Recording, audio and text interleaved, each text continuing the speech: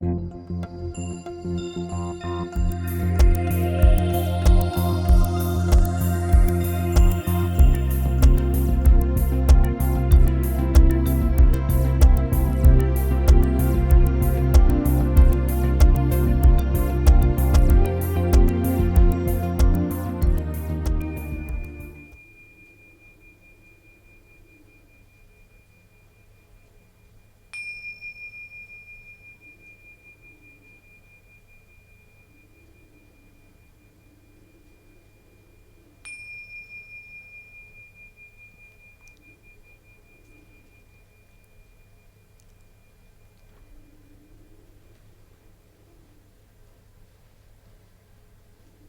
bonjour Anne, Bonjour Alexandra. je viens te voir aujourd'hui parce que j'aimerais que tu me parles un petit peu de toi, de ce que tu fais, de ton parcours. Donc pour le moment, est-ce que tu peux te présenter et dire qu'est-ce que tu fais? Voilà, donc je suis Anne Soulet et j'enseigne quelque chose qui m'a toujours intéressée, c'est de rentrer à l'intérieur de soi, de se poser, de prendre de la distance et d'écouter la petite voix à l'intérieur de soi. Écouter le silence. Et à partir du silence naît l'éternité, tout ce qu'il y a. C'est un univers infini. Et donc c'est cette découverte qui m'intéresse énormément pour moi personnellement. Et ensuite, comme ça fait des émules, il y a beaucoup de gens qui veulent apprendre ça, donc je l'enseigne en même temps. Donc tu enseignes la méditation de pleine conscience. Voilà, alors ça s'appelle en Occident la méditation de pleine conscience. Mais il y a d'autres, je dirais, démarches que je fais en même temps, qui est le yoga, la yoga thérapie. Euh, donc c'est la compréhension de l'être humain avec des enseignements qui ont des milliers d'années et qui sont extraordinaires. Euh, et j'apprends tous les jours. Et c'est à partir de moi, donc tous les jours j'accorde mon violon. Et comme ça, il fait un son juste. Et ensuite, les autres peuvent jouer avec moi. C'est beau ça. Est-ce que tu peux me parler un petit peu de ton parcours et de comment tu en es arrivée là? Oui, donc je suis française. J'ai eu de parents pieds noirs. Donc il y a eu quand même beaucoup de souffrance du fait de la famille en Algérie et beaucoup de souffrance de mes parents vis-à-vis de leurs parents, nos cousins, cousines. Et donc j'ai vécu une enfance un peu difficile vis-à-vis justement d'un tabou dont on ne parlait pas. Cette perte de repère de toute la famille. Et je cherchais un moyen donc de m'évader. Et j'ai commencé à m'intéresser à l'âge de 11, 12 et 13 ans au Tao, aux philosophies asiatiques, qui m'a mené à l'âge de 15 ans dans un cours de français ou de philosophie à une nouvelle formule qui s'appelait la psychoneuroimmunologie en Occident et qui montrait que l'individu n'est pas qu'une mécanique ou un psychisme ou une pensée, je pense donc je suis ou un mental, mais beaucoup plus que ça, un être qui est un peu comme un diamant et chaque facette apporte une couleur différente, apporte une lumière différente.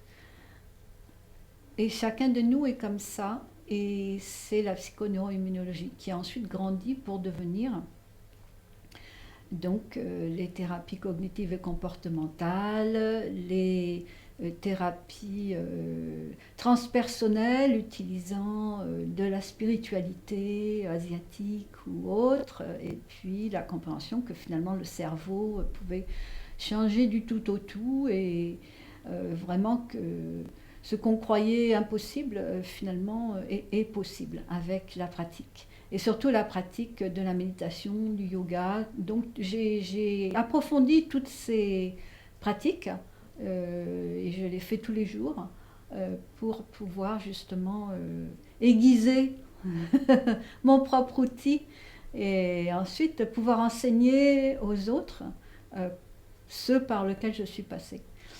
Donc j'ai décidé, j'ai émigré en Angleterre pour 10 ans et puis épousé mon mari américain et appris là tout ce qui est du domaine de l'Inde, du yoga, et ensuite émigré avec mon mari en Amérique, à Boston, dans le Massachusetts, pour ensuite aller à l'université là et apprendre les thérapies transpersonnelles et aussi les thérapies à travers les 5 sens, par le chant, par la musique, par le théâtre, par la méditation, par le mouvement, par le massage, par tous les modes possibles. Et donc j'ai beaucoup aimé.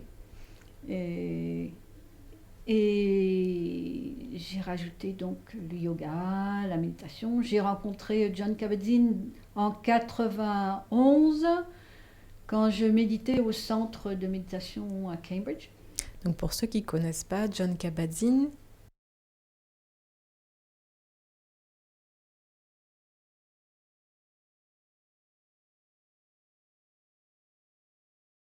ramener son esprit au moment présent, à ce qui se passe sans jugement.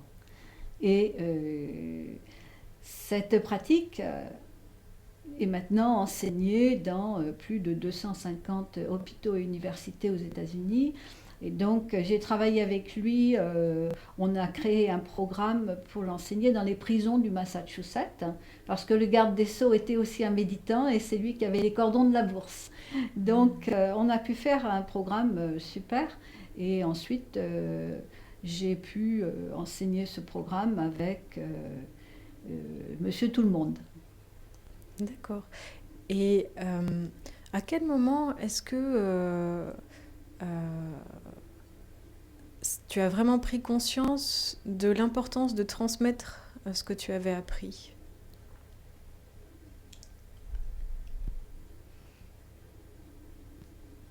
Pour moi, ça a toujours été secondaire à l'importance de faire ce travail sur moi-même. C'est toujours passé en second, et ça l'est toujours. Et donc je continue, je ne veux pas transmettre si j'ai pas fait ce travail avec moi-même, pour moi-même. De comprendre, de vivre et de passer à travers différentes petites portes et ensuite voilà, d'emmener les autres par ces petites portes. Mais ce qui m'intéresse dans la transmission, c'est que j'aimerais accompagner chaque individu dans une prise de conscience qui lui permet de relativiser et de vouloir changer peut-être d'abord ce qui se passe en lui, et ça se fait naturellement ça, mais en plus ce qui se passe autour de lui. Et c'est dans ce sens que la transmission est intéressante, mais pour moi ça commence quand même avec moi-même. Si je n'ai pas accordé mon violon tous les jours, mes cordes intérieures, je ne peux pas transmettre. D'accord. Donc je me remets toujours en question, même pour le programme des 8 semaines. Si je ne me remets pas en question, ça devient mécanique un peu et ça perd de la fraîcheur. D'accord. Donc mon enthousiasme vient de là, de cette fraîcheur. D'accord, je te remercie. Donc, est-ce que tu pourrais nous expliquer, pour que les personnes puissent toucher un petit peu ce que tu vis de l'intérieur quand tu pratiques le yoga, la méditation? Oui. oui. Euh, c'est quelque chose que j'ai commencé à apprendre quand j'ai fait des études en psychologie holistique aux États-Unis. Et je regardais, je me souviens, ce film sur les Indiens qui se faisaient des scarifications à la mort d'un proche et qui allaient en méditation sur le haut de la montagne, qui rentraient dans leur corps. Et encore à cette époque-là, je me disais, mince, rentrer dans son corps, moi je ne sais pas comment on fait, hein. Et finalement, petit à petit, avec la pratique du yoga que je fais depuis au moins 30 ans, et de la méditation que je fais depuis au moins 22, 23 ans, euh, il y a cette démarche qui est finalement de rentrer dans son corps et de trouver ce que ce film E.T., les extraterrestres, E.T., hein, quand il touche son cœur et il dit maison, maison. Et c'est ça, c'est rentrer chez soi. Finalement, pour moi, l'exil de la Bible, c'est finalement de vivre à côté de ses pompes. Et quand on fait ça, eh bien, on est malheureux parce qu'on est mal à l'aise, on n'est pas, voilà, on n'est pas bien dans ses pompes. Mm. Euh, euh, et, et pour moi, plus je reste en cohérence avec moi-même, donc le plus proche possible de mon ombre, plus il y a du confort et plus il y a aussi de la bienveillance parce que finalement je n'ai pas besoin de prouver quoi que ce soit et ça me donne un réconfort, et de la chaleur du cœur, un peu comme si je pouvais me dorloter dans un édredon de plumes. Voilà. Et donc c'est cette démarche de rentrer en soi-même et d'être avec la vie et la vibration qui est toujours là en soi, mais qu'on coupe la plupart du temps à cause de nos défenses et de nos peurs. Mm. D'accord. Est-ce que pour toi, euh, la méditation devrait être plus autorisée dans les écoles, voire même obligatoire? Alors ça, c'est une bonne question. Ça se fait déjà aux États-Unis et puis maintenant, ça vient en Occident. Seulement, c'est important de comprendre que l'enfant n'a pas encore le cortex préfrontal cérébral développé suffisamment pour avoir cette prise de conscience et ce recul, cette conscience témoin qui est capable d'observer ce qui se passe au moment présent. Et donc c'est important de comprendre là où en sont les enfants. Piaget est extraordinaire pour ça. Il décrit bien le développement de l'enfant et de son cerveau. Et vraiment, si on veut enseigner cela aux enfants, d'y aller à petite dose et d'être vraiment à l'écoute de ce que l'enfant veut faire, parce que c'est à son niveau. Et là, donc, c'est là où, oui, ça peut se faire, mais avec, avec beaucoup de patience et puis peut-être trouver des programmes qui sont différents quand même de ce qui est présenté aux adultes. D'accord. Et donc ça, c'est une question qui me tient à cœur. Pour réenchanter le monde, est-ce que pour toi, euh, permettre aux personnes de découvrir la méditation, le yoga et l'écoute de soi, ça permettrait ce passage à un monde plus humain, plus bienveillant? Oui, c'est certain. Et il n'y a que comme ça que ça peut se faire pour moi. C'est par soi-même. On ne peut pas travailler sur les autres ou sur un groupe de personnes. C'est un travail individuel. Et la pleine conscience, c'est de revenir au moment présent. Et donc finalement, se désolidarise de toutes les identifications qui nous apportent de la souffrance. Et on redevient présent dans cette fraîcheur du moment où on ne sait rien, on ne sait pas comment arrive la seconde qui vient. Et donc ça amène l'émerveillement, c'est un peu ce qu'arrive à un bébé, et tout le monde adore regarder les bébés. Ils sont toujours émerveillés par tout ce qu'ils voient, tout ce qu'ils touchent. Et on a besoin de réapprendre ça. Et c'est pour ça qu'on est attiré par les bébés. On est gaga devant les bébés, qui font quelque chose qu'on a désappris et qu'on a besoin de réapprendre. Je te remercie beaucoup. Est-ce que tu voudrais transmettre un message particulier à ceux qui vont regarder la vidéo ?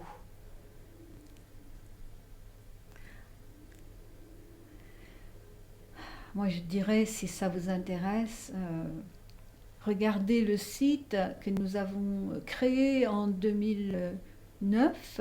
Je suis arrivée en France en 2007 pour que cette pratique soit connue dans les pays de langue francophone en Europe. Donc, cette association-mindfulness.org que nous avons créée permet de répertorier tous les professionnels qui sont en Belgique, en Suisse et en France, afin que vous puissiez trouver peut-être la personne juste à qui vous adresser, et que c'est important de vraiment sélectionner, parce qu'on est chacun différent, et donc suivant notre caractère, on enseignera différemment. Et de vraiment donc être à l'écoute de vos besoins, et de vraiment choisir la personne juste pour faire cette découverte. Merci beaucoup, Anne. Et puis, je mettrai en ligne les informations aussi pour qu'on puisse aller sur ton site internet. Ah oui, merci. Je vais teinter la clochette.